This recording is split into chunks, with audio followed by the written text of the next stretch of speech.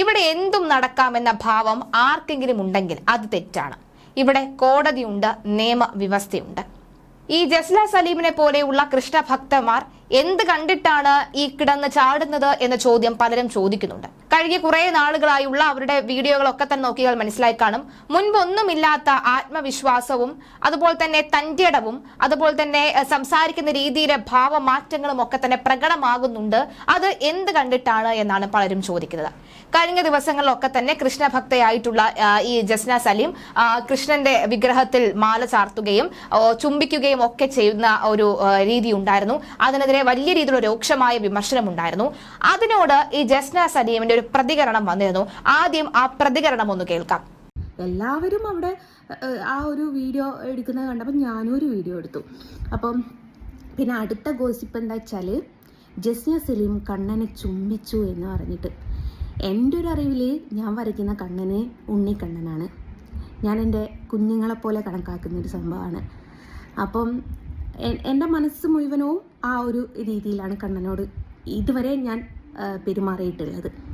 അപ്പോൾ ആ കണ്ണനെ കണ്ടപ്പം ഒരു ഉമ്മ കൊടുത്ത്, എൻ്റെ മക്കളെ കണ്ടാൽ ഞാൻ ഉമ്മ കൊടുക്കാറില്ലേ, അതേപോലെ കണ്ണനൊരു ഉമ്മ കൊടുത്തെന്ന് വെച്ചിട്ട് പിന്നെ അത് ഇത്ര വലിയ അപരാധമാണെന്ന് എനിക്ക് തോന്നുന്നില്ല. കാരണം അത് കണ്ണനെ അപമാനിക്കാനോ, ചിലർ വീഡിയോ ചെയ്ത് കണ്ടു അവളുടെ ഭർത്താവാണോ ഉമ്മ വെക്കാനും, ഭർത്താക്കന്മാരെ മാത്രമാണോ നിങ്ങൾക്ക് ഉമ്മ വെക്കാറ് അറിയാൻ മേലാത്തതുകൊണ്ട് ചോദിക്കുകയാണ്. കണ്ണൻ എന്ന് പറയുന്നത് എൻ്റെ മനസ്സിൽ കുഞ്ഞി കണ്ണനാണ്, എൻ്റെ മക്കളുടെ തുല്യമുള്ളതാണ്. എൻ്റെ മക്കളെ ഞാൻ ചുംബിക്കുന്നത് എൻ്റെ ഭർത്താവായിട്ടാണോ? അപ്പം എന്തെങ്കിലും പറയണം അല്ലെ എന്നെ തരം താഴ്ത്തണം എന്ന് വിചാരിച്ച് കുറച്ച് ആൾക്കാർ നിലവിൽ ഇറങ്ങിയിട്ടുണ്ട്. ഇപ്പം ഞാനൊരു ചാനലിലെ ചർച്ച കണ്ടു. കുറച്ചെങ്കിലും ഉളുപ്പുണ്ടോയെന്ന് ഞാൻ ചോദിക്കുന്നില്ല. കാരണം നിങ്ങൾക്കൊക്കെ അറിയാവുന്നതാണ്, ഞാൻ കേട്ടിട്ടുണ്ട്, വർഷങ്ങളായിട്ട് ഗുരുവായൂർ അവിടെ കണിവെച്ച് ഞാൻ കേട്ടിട്ടുമുണ്ട്. ഞാൻ പോകുന്ന കാലത്തോളമൊക്കെ കണ്ടിട്ടുണ്ട്. അത് എനിക്കെന്താ ഇങ്ങനെ കണി വെച്ചിട്ട് അവിടുന്ന് ഇവരെയൊക്കെ ഇത് കാണിച്ച് പൈസയൊക്കെ കിട്ടി ഞാൻ എന്താ കോടീശ്വരിയാവാൻ പോകുന്നുണ്ടോ? അപ്പോൾ ഏതെങ്കിലും രീതിയിൽ പറയണമെന്ന് അതിൻ്റെ യഥാർത്ഥ വീഡിയോയും ഞാനിതിൻ്റെ ലാസ്റ്റ് കൊടുക്കാം.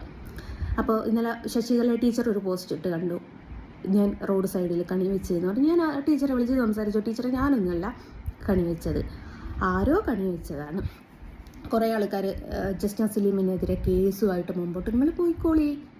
കാരണം അവിടെയൊക്കെ CCTV ദൃശ്യങ്ങളുള്ള സ്ഥലമാണ്. പോലീസുകാർ എൻക്വയറി ചെയ്യാതെ ഇതിനൊന്നും നടപടിയെടുക്കാൻ പോകുന്നില്ല. ജസ്ന സലീം റോഡിനോട് പോയി പറയണം വിഷുക്കണിക്കൊരു മഹത്വം ഉണ്ട് എന്ന് പറയാൻ. നിങ്ങൾ എന്നെയല്ല പറഞ്ഞു പഠിപ്പിക്കേണ്ടത്. കണിക്ക് മഹത്വമുണ്ടെങ്കിൽ അത് ആ റോഡുമേൽ വെച്ച ആൾക്കാരാരോ അവരോട് പോയി പറയണം വിഷുക്കണിക്കൊരു മഹത്വമുണ്ട്, റോഡുമേൽ വെക്കാൻ പാടില്ല എന്നുള്ളത് നിങ്ങൾ ഹൈന്ദവരോട് പറഞ്ഞു കൊടുക്കൂ. എന്നോടല്ല പറയേണ്ടത്. ഞാനല്ല ആ കണി വെച്ചത്. കണി വെച്ചവരോട് നിങ്ങൾ പോയി പറഞ്ഞു കൊടുക്കൂ വിഷുക്കണി റോഡുമേൽ വെക്കാൻ പാടില്ല എന്നുള്ളത്. അല്ലാതെ എന്നോടല്ല നിങ്ങൾ പറയേണ്ടത്. നിങ്ങൾ നിങ്ങളുടെ മതപരമായിട്ടുള്ള നിങ്ങളുടെ മതത്തിലുള്ള ആൾക്കാരോട് തന്നെ പറഞ്ഞു കൊടുക്കൂ റോഡുമേൽ കണി വെക്കാൻ പാടില്ലായിരുന്നു, അത് തെറ്റാണ് ചെയ്തത് എന്നുള്ളത് അവരെ പറഞ്ഞു ബോധിപ്പിക്കൂ, എന്നെയല്ല പറഞ്ഞു ബോധിപ്പിക്കേണ്ടത്. അപ്പം നിങ്ങൾക്ക് ഒന്ന് കഴിഞ്ഞ് രണ്ടാമത്തേനൊക്കെ ജസ്ന സലീം എന്ന് പറഞ്ഞ് തലയിലേക്ക് എടുത്തിടുമ്പോൾ നിങ്ങൾ ചിന്തിക്കണം നിങ്ങളുടെ ആൾക്കാർ തന്നെയാണ് ആ റോഡുമേൽ കണി വെച്ചത്, അല്ലാതെ ഞാനോ എൻ്റെ വാപ്പയോ അല്ല പോയിട്ട് റോഡുമേൽ കണി വെച്ചത്. മുസ്ലിംസ് ആണ് പറയുന്നത് ശാശ്വതിപ്പെടുത്തിയെന്ന്. ഇവർക്കുണ്ടല്ലോ ഈ ഹിന്ദുമത ആചാരങ്ങളും ഈ ഹിന്ദുക്കളുടെ കാര്യങ്ങളൊക്കെ അറിയാനും പറയാനൊക്കെ ഭയങ്കര ക്യൂരിയോസിറ്റിയായി എൻ്റെ കാര്യം വരുമ്പോൾ. അല്ലാത്തപ്പം അവർ നരകത്തിലെ തീക്കൊള്ളിമാർ. സത്യമായിട്ട് നിങ്ങളൊക്കെ ഒന്ന് നോക്കേണ്ടി സുഹൃത്തുക്കളെ. എൻ്റെ ഏതെങ്കിലും വീഡിയോസിൻ്റെ താഴെ ഈ മുസ്ലിംസ് കമൻ്റ് ഇടുന്നത് കണ്ടാൽ ഹിന്ദുമതസ്ഥർ സഹോദരങ്ങളാണ് എന്ന് മാത്രമേ അവർ പറയുള്ളൂ. എന്നാലോ മദ്രസയിൽ സഹിതം പഠിപ്പിക്കുന്ന ഒരു കാര്യമുണ്ട്.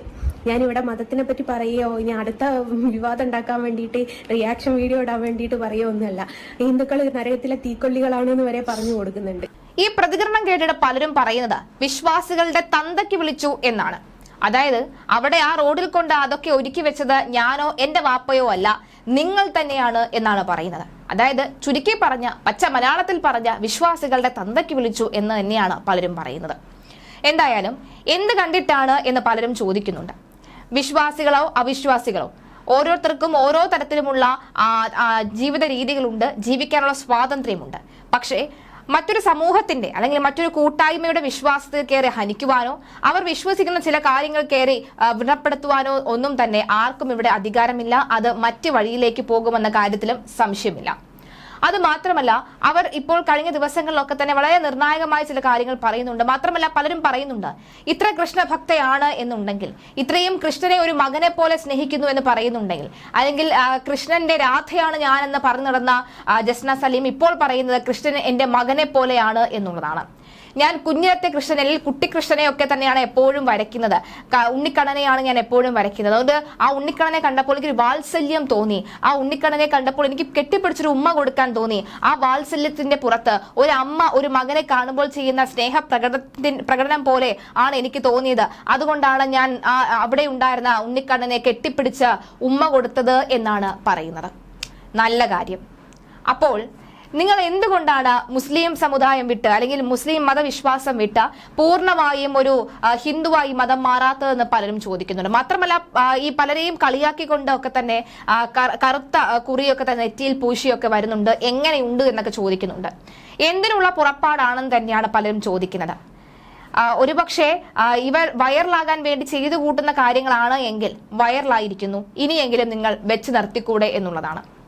ഇവരുടെ ചില തെറ്റായ വാർത്തകൾ പ്രചരിപ്പിച്ച അതിനുശേഷം മാത്രമേ നിങ്ങൾക്ക് അരിമേടിക്കാൻ കാശുണ്ടാവുകയുള്ളൂ എന്നാണ് പലരും പറയുന്നത്. അതായത് എന്റെ ചില പച്ചക്കള്ളങ്ങൾ പടച്ചുവിട്ട് ഞാൻ കസ്റ്റഡിയിലാണ്, ഞാൻ അവിടെയാണ്, ഞാൻ ഒളിവിലാണ് എന്നൊക്കെ തന്നെ തംബ്നെയിലും കൊടുത്ത് ഞാൻ കഷ്ടപ്പെട്ട് അധ്വാനിക്കുന്ന എന്നെ അങ്ങനെ നിങ്ങൾക്ക് എന്നിൽ കള്ളത്തരം പറഞ്ഞ് മാത്രമേ നിങ്ങൾക്ക് അരിമേടിക്കാൻ പൈസ ലഭിക്കുകയുള്ളൂ എങ്കിൽ സാരമില്ല, നിങ്ങൾ അരിമേടിച്ചുകൊള്ളൂ, എനിക്ക് നിങ്ങളോട് സഹതാപം മാത്രമാണ് എന്നും പറയുന്നുണ്ട് ജസ്ന സലീം.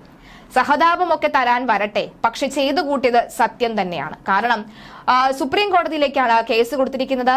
കാരണം കോടതി അലക്ഷ്യം തന്നെയാണ് അവിടെ നടന്നിരിക്കുന്നത്. FIR അടക്കം വളരെ വ്യക്തമായി തന്നെ ഇട്ടിരിക്കുകയും ചെയ്തിരിക്കുകയാണ്.